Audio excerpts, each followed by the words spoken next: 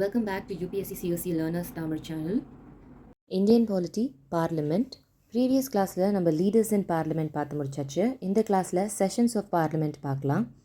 வினோ பார்லிமெண்ட்டில் 2 ஹவுசஸ் இருக்குது. ஒன்று ராஜ்யசபா அண்ட் இன்னொன்று லோக்சபா. ஒரு பில் பாஸ் ஆகணுனாக்கா ஈதர் ஹவுஸில் ஒருத்தங்க இன்ட்ரடியூஸ் பண்ணணும் அண்ட் இன்ட்ரடியூஸ் பண்ண ஹவுஸுமே அதை ஒப்புதல் அளிச்சுட்டு அது இன்னொரு ஹவுஸுக்கு பாஸ் ஆகும். அண்ட் அந்த ஹவுஸுமே ஒப்புதல் அளித்தாங்கனாக்கா அது பிரசிடென்ட் கிட்ட போயிட்டு பிரசிடென்ட் அசென்ட் கொடுப்பாரு.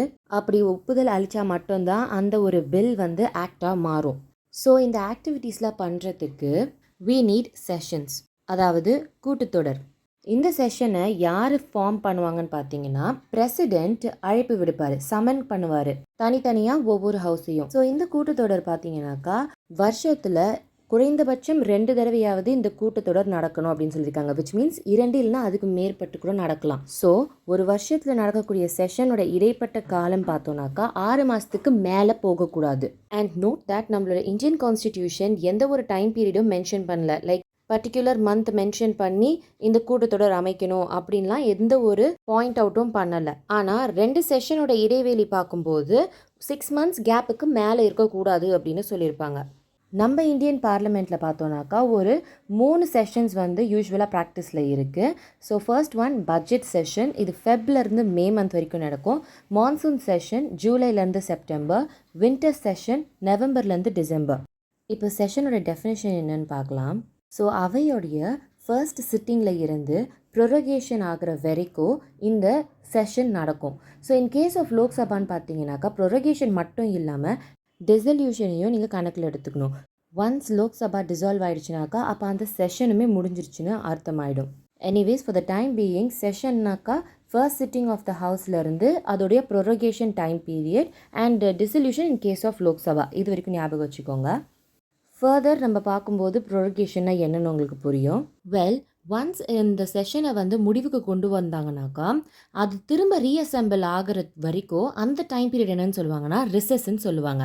இந்த செஷனில் பார்த்தீங்கன்னாக்கா டெய்லியுமே மீட்டிங்ஸ் கண்டக்ட் பண்ணுவாங்க அந்த கூட்டத்தொடரோட நோக்கத்தை முடிக்கிறதுக்காக. So this is all about the session. Next இந்த செஷனில் என்ன மாதிரியான இன்ஸ்ட்ருமெண்ட்ஸ் யூஸ் பண்ணுறாங்கன்னு பார்ப்போம். லைக் டு சஸ்பெண்ட் இல்லைனா அது முடிவுக்கு கொண்டு வரத்துக்கு அதெல்லாம் இப்போ டீட்டெயிலாக பார்க்கலாம். நவ் அட்ஜார்ன்மெண்ட். ஸோ ஏர்லியர் நம்ம பார்த்துட்டோம் செஷனில் ஒவ்வொரு நாளைக்கும் மீட்டிங் நடக்கும் அப்படின்ட்டு. இப்போ நம்ம இந்த மீட்டிங்கை பற்றி டீட்டெயிலாக பார்க்கலாம். ஸோ பார்த்தீங்கன்னா மீட்டிங் 2ஆக பிரியுது. ஒன்று பார்த்தீங்கன்னா மார்னிங் மீட்டிங், அது 11 AM - 1 PM. And next post lunch meeting, இது 2 PM 6 PM வரைக்கும் நடக்கும். ஸோ இந்த மீட்டிங்கை டெர்மினேட், அதாவது முடிவுக்கு கொண்டு வரலாம், இல்லைனாக்கா அந்த ஒர்க்கை தள்ளி போடலாம், லைக் சஸ்பெண்ட் பண்ணலாம். இது பண்ணுறதுக்கு பயன்படுத்தக்கூடிய ஒரு இன்ஸ்ட்ருமெண்ட் தான் அட்ஜார்ன்மெண்ட். அண்ட் இந்த டெர்மினேஷன்னு பார்க்கும்போது அட்ஜார்ன்மெண்ட் வச்சு மட்டும் பண்ணாமல் அட்ஜார்ன்மெண்ட் சின் டை, இன்னொன்று ப்ரொரோகேஷன் அண்ட் லோக்சபானாக்கா டிசல்யூஷன் மூலிமா கூட அந்த சிட்டிங்கை நம்ம டெர்மினேட் பண்ணலாம். அண்ட் அட்ஜார்ன்மெண்ட் வச்சு ஒரு ஒர்க்கை சஸ்பெண்ட் பண்ணும்போது எவ்வளோ மணி நேரம் இல்லைனா எத்தனை நாட்கள் இல்லை எத்தனை வாரங்கள் கழித்து இந்த ஒர்க்கை மீட்டிங் மூலிமா கண்டினியூ பண்ணலாம் அப்படின்ட்டு மென்ஷன் பண்ணியிருப்பாங்க. So the time period is mentioned in adjournment. So இந்த கீவேர்ட் ரொம்ப இம்பார்ட்டண்ட். ஸோ யார் அட்ஜார்ன் பண்ணுறாங்கன்னு பார்த்தீங்கன்னா presiding officer of the house தான். ஆல்சோ ஹவுஸை அட்ஜார்ன் பண்ணும்போது ப்ரிசைடிங் ஆஃபீஸர் ஸ்பெசிஃபை பண்ண டைம் ஆர் டேட்டில் ஆர் எனி பீரியட் முன்னாடி கூட ரீஅசெம்பிள் பண்ண அழைப்பு விடுக்கலாம். இப்போ நம்ம அட்ஜார்ன்மெண்ட் சின் டைனா என்னன்னு பார்க்கலாம். அதுக்கு முன்னாடி சிட்டிங்கை டெர்மினேட் ஆர் சஸ்பெண்ட் பண்ணால் செஷனுக்கு எந்த ஒரு பாதிப்பும் வராது. ஸோ நீங்கள் ரீட் பண்ணும்போது செஷனை டெர்மினேட் பண்ணுறாங்களா இல்லை சிட்டிங்கை டெர்மினேட் பண்ணுறாங்களான்னு பார்த்துக்கணும். Coming back to adjournment sine die. So adjournment sine டையில் சிட்டிங்கை டெர்மினேட் பண்ணுறாங்க without mentioning the period. And எப்படி அட்ஜார்ன்மெண்ட் ப்ரிசைடிங் ஆஃபீஸர் பண்ணுறாங்களோ அதே மாதிரி தான் அட்ஜார்ன்மெண்ட் சின் டையும் ப்ரிசைடிங் ஆஃபீஸர் தான் பண்ணுறாங்க. ஆல்சோ அட்ஜார்ன்மெண்ட் சின் டை பண்ண பிறகு எப்போ வேணாலும் திரும்ப ரீஅசெம்பிள் பண்ணுறதுக்கு அழைப்பு விடலாம். Next one prorogation. இங்கே பார்த்தீங்கன்னா ப்ரிசைடிங் ஆஃபீஸர் ஒன்ஸ் அந்த ஹவுஸோட செஷன் வேலை முடிஞ்ச பிறகு இந்த அட்ஜார்ன்மெண்ட் சின் டையை டிக்ளேர் பண்ணுவார். அண்ட் அதுக்கடுத்து கொஞ்ச நாட்கள் கழித்து பிரசிடென்ட் நோட்டிஃபிகேஷன் மூலியமாக இந்த செஷன் முடிவுக்கு வரப்பட்டது, அதாவது ப்ரொரகேஷன் ஆயிடுச்சு அப்படின்னு நோட்டிஃபை பண்ணுவார். ஆல்சோ நம்ம சம்மனிங்கில் பார்த்தோம் செஷன் எப்படி முடிவுக்கு வரப்படுது அப்படின்ட்டு. ஸோ அதில் ப்ரொரகேஷன்ற ஒரு டேர்ம் பார்த்துருப்போம். ஸோ இந்த ப்ரொரகேஷன் பார்த்தீங்கன்னா it is not necessary that செஷனோட வேலை முடிஞ்ச பிறகு தான் இது முடிவுக்கு வரணும் அப்படின்னு அவசியம் கிடையாது. செஷனில் இருக்கும்போதே கூட பிரசிடென்ட் வந்து ப்ரொரோக் பண்ணுவார் செஷனை. ஸோ ஓவராலாக பார்த்தீங்கன்னா ப்ரொரகேஷன் வந்து பிரசிடென்ட் கையில் தான் இருக்குது to end the session. Next one dissolution. So dissolution பார்த்தீங்கன்னாக்கா லோக்சபாவுக்கே பிரத்யேகமாக இருக்கக்கூடிய ஒன்று. பிகாஸ் ராஜ்யசபான்றது ஒரு கண்டினியூவிங் சேம்பர் நம்ம முன்னாடி இருந்த கிளாஸ்லேயே பார்த்தாச்சு.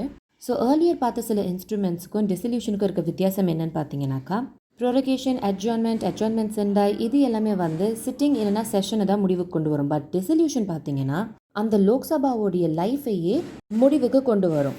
விச் மீன்ஸ் ஒரு நியூ ஜென்ரல் எலெக்ஷனை வச்சு நியூ மெம்பர் ஆஃப் த பார்லிமெண்ட்டை எலெக்ட் பண்ணணும். அதுதான் அதோட அர்த்தம். இப்போ நம்ம இந்த டிசல்யூஷனை மேற்கொள்கிறதுக்கு என்ன இன்ஸ்ட்ருமெண்ட்ஸ் பயன்படுத்துகிறாங்கன்னு பார்க்கலாம். First one automatic dissolution, second one order of president. So automatic டிசல்யூஷன்ன்றது ஒன்ஸ் அந்த லோக்சபாவோட டென்யூர் முடிஞ்ச பிறகு அது ஆட்டோமேட்டிக்காக டிசால்வ் ஆகிடும். இன்னொன்று order of president. Once council of ministers கான்ஃபிடென்ஸை இழந்தாங்கன்னா, அதாவது மெஜாரிட்டியை இழந்தாங்கனாக்கா, இல்லைனா வேற ஒரு பார்ட்டி மெஜாரிட்டியை ப்ரூவ் பண்ணவும் முடியலனாக்காவும் அப்போது பிரசிடென்ட் ஆர்டர் மூலியமாக சபையை டிசால்வ் பண்ணுவார். ஒன்ஸ் இந்த முடிவுக்கு வந்த பிறகு இது இர்ரிவோக்கபிள், அதாவது சேஞ்ச் பண்ண முடியாது. அண்ட் இந்த டிசல்யூஷன் மூலியமாக நடக்கக்கூடிய இம்ப்ளிகேஷன்ஸ் ஆர் இஃபெக்ட் என்னன்னு பார்க்கலாம். ஸோ லோக்சபாவில் இருக்கக்கூடிய bills, motion, resolution, notice, petitions and மற்ற பிஸ்னஸ் ஆக்டிவிட்டீஸ் ரிலேட்டடாக இருக்கக்கூடிய இன்ஸ்ட்ருமெண்ட்ஸ் எல்லாம் வந்து பெண்டிங்கில் இருந்ததுன்னா ஆர் நிலுவையில் இருந்ததுனாக்கா அது எல்லாமே முடிவுக்கு கொண்டு வரப்படும். தட் இஸ் கேன்சல் ஆகிடும்.